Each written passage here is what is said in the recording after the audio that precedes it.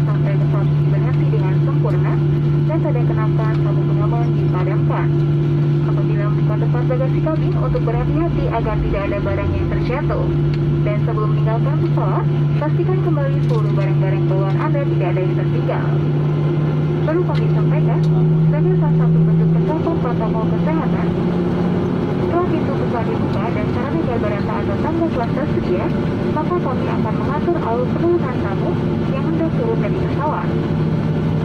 Kami akan memberitahukan penumpang pada